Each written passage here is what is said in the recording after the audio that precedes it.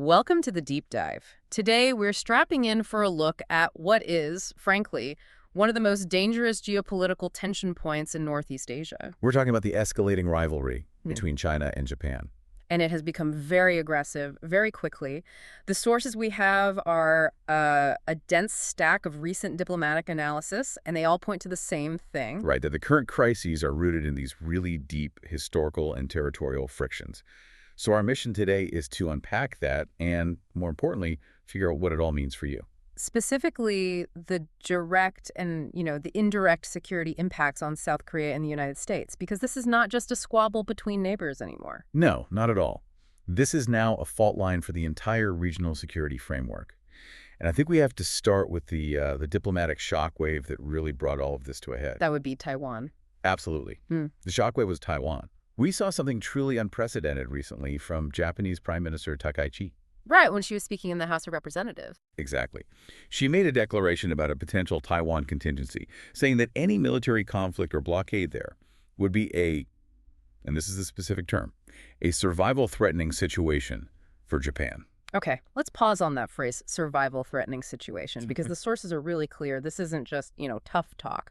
It's a legal trigger. It's absolutely a legal mechanism. Under Japan's current defense laws, that exact judgment from the cabinet and the prime minister is what allows them to dispatch the self-defense forces. The SDF. Right, the SCF. Yeah. To assist allies, even if Japan itself hasn't been directly attacked. This moves the whole idea of intervention from a hypothetical debate into a very concrete possibility. And what makes it so radical is that previous leaders, I'm thinking of Aso and Abe, they made similar comments, but only after they'd left office. Yes. Takaichi did this as a sitting prime minister in a formal legislative setting. She essentially drew a bright red line around Taiwan. And, well, predictably, China's reaction was extreme. Extreme, and frankly, it just shattered diplomatic protocol. You're talking about the Chinese consul general in Osaka, Sijian. Yes. He posted these intensely derogatory comments about Takaichi on X.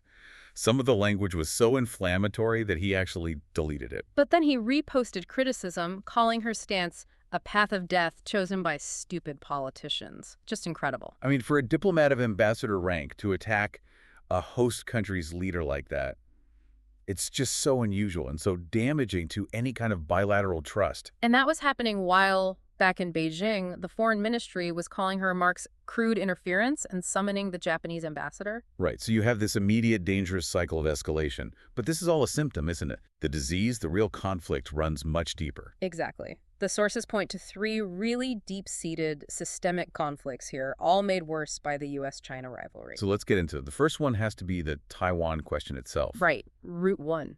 This is where Takaichi's consistency is so important.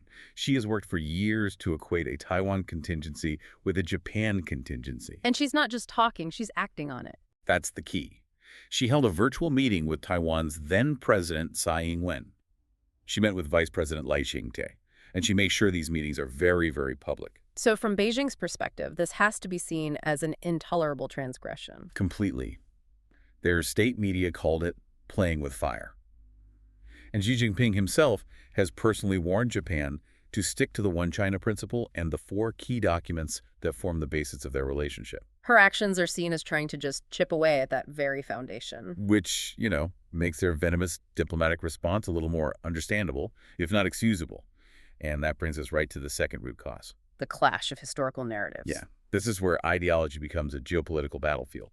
The worldviews are just irreconcilable. On one side, you have Takaichi's revisionist view of history. Precisely. She denies any need for Japan to reflect on its wartime actions. She questions the existence of comfort women. She visits the Yasukuni Shrine. She famously criticizes what she calls self-abusing historical views. What does that phrase even mean in her political camp? It means any perspective that highlights Japanese war crimes. The sources note she pointed to the Nanjing Massacre way back in 2000 as an example of history that Japan shouldn't focus on. Basically arguing that acknowledging it undermines national pride. Exactly. And that runs head-on into Xi Jinping's core narrative. The great rejuvenation of the Chinese nation. Right. And for the Chinese Communist Party, history is a tool for that goal. So they have to emphasize the suffering under Japanese imperialism. The Nanjing Massacre is a foundational story for modern Chinese identity. So when she tries to downplay it, it's not just a historical debate. It's a direct attack on the modern Chinese state's narrative. It's an attack on their legitimacy. And then you have Route 3, the physical territory. The Senkaku Islands, or Diaoyudao to China. A constant flashpoint. Both nations claim absolute sovereignty. China designated them a core interest back in 2013. And Japan's position is that there's no issue to even discuss. They say there's no doubt about their claim. And again, Takaichi is pushing things. She wants to build visible structures on the islands to, reinforce Japan's control.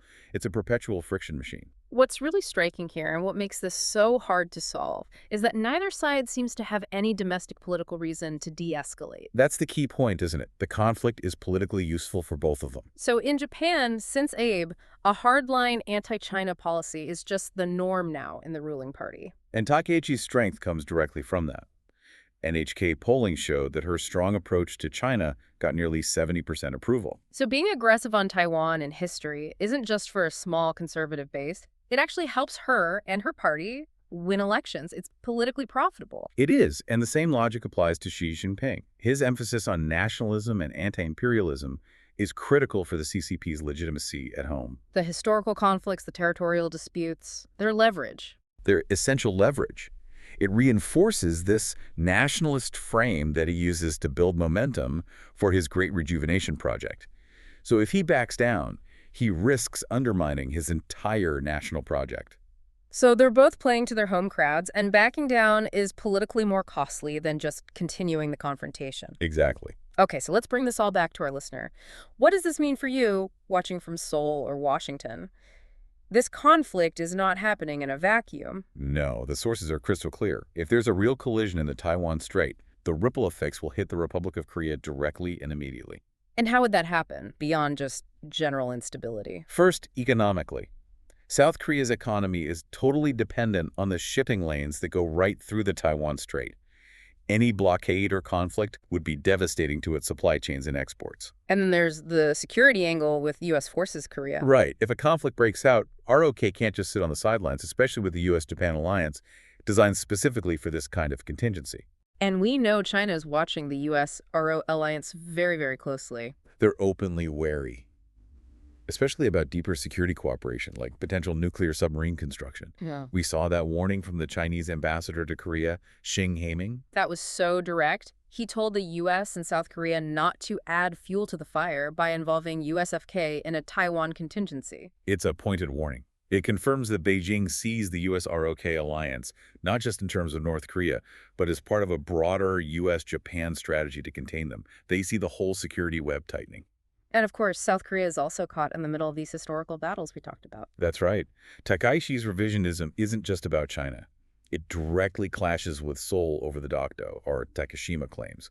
And China's own historical projects, like the Northeast Project, create friction with Korean history, too. So Seoul is in this incredibly difficult position, economically tied to China, militarily allied with the U.S., and sharing historical grievances with both Japan and China. Exactly. So if you put it all together, the deep-seated conflicts over Taiwan, territory, and history, plus the domestic political drivers on both sides, it means regional tensions are going to stay very high. And that directly limits the strategic options for the U.S. and really complicates South Korea's security posture. The status quo is just high tension. Deliberate friction. Okay, so here's where it gets really interesting for you to think about. We've talked a lot about military and diplomatic moves, but given that both sides are using nationalism for domestic gain, consider this. If the U.S.-Japan alliance keeps hardening its stance on Taiwan, what specific non-military economic pressure points, things like targeted supply chain disruptions, will Beijing most likely use against Seoul and Washington to punish them? That's a fascinating question. The economic battlefield is often where the first shots are really fired. That's definitely the pressure point to watch. Thank you for joining us on this deep dive.